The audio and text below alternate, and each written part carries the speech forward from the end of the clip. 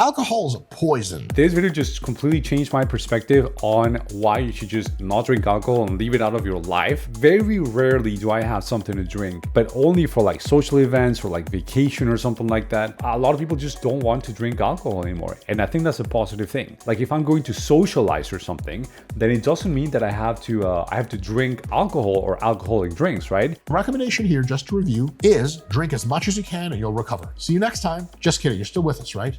Thank God. Alcohol is a poison. You guys know that.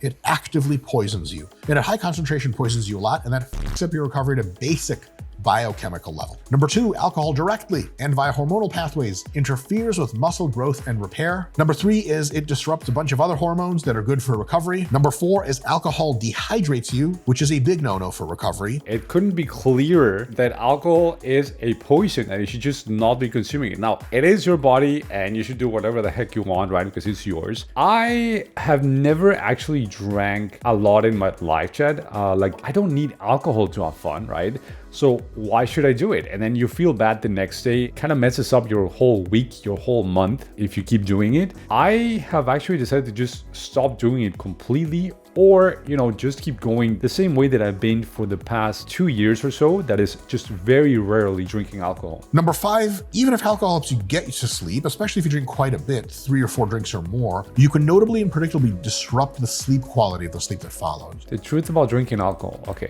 I don't have an alcohol problem. I have a drink every once in a while, no big deal. But I'm one of these people that can either do it or not do it. Whereas some people, they really enjoy alcohol. I'm not one of those people. It's just never been my thing. Alcohol disrupts the architecture, the quality of your sleep. Disrupts the quality of your sleep, bro. That's a huge reason why you should not consume it. But, I do have to accept that there have been some times in my life I have a drink, right? And then I have a very good night's sleep because it just like gets me relaxed, loose and whatever. And yeah, we see some YouTube, bro. No alcohol is probably better for your... Andrew Huberman is an American neuroscientist and professor of neurobiology, ophthalmology, and psychiatry at the Stanford University of Medicine. He is a popular science communicator known for sharing insights on brain function, behavior, and overall well-being through his podcast, The Huberman Lab. We can trust his word. Right? Yeah. If you're going to do that, then you probably want to make some effort to do other things right. The very last alcohol that I had, it was a pina colada that I had in Cancun. This was like December 23rd, maybe? What's crazy though is that, so there's been a lot of like news articles and stuff that's published like, oh, actually drinking, a glass of wine every day is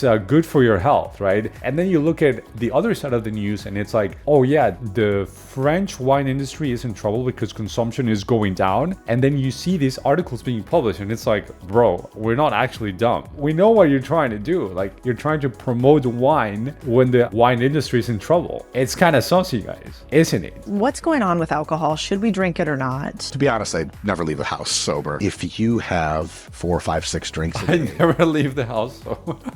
It's going to have an effect on long-term health. But if a little bit of alcohol gets you into the unplugging, stress-reducing... That's the positive side of it, I guess. Mindset frame that you're going to carry through the rest of that evening. That 3 hours of super low stress, body and mind, sympathetic nervous system goes down, parasympathetic, the relaxation part kicks up. If that gets you there, then that 3 hours every day of super relaxed being is such a huge health-promoting factor that the alcohol to get you there is worth the trade-off. It's basically the same philosophy, I guess, you would use through your fitness journey, right? So if you want to gain muscle, Chad, like me, you want to lose fat, you want to commit to like the gym and stuff, you got to start by being consistent, developing the discipline, right? And then from there, you build up the diet, you build up the mindset. If you are doing all these things because you're so committed to your diet, to your fitness, to your muscle building, it's really freaking hard. Let's just accept it. It's really, really freaking hard. So if eating a donut or your favorite snack or whatever, if that is going to help you making your process lighter, you should go for it. Like you should not limit yourself because you're so committed to it. This is only going to lead you to failure, right? Because you are so unhappy. But anywho, I'm gonna go to bed and I'll see you guys tomorrow.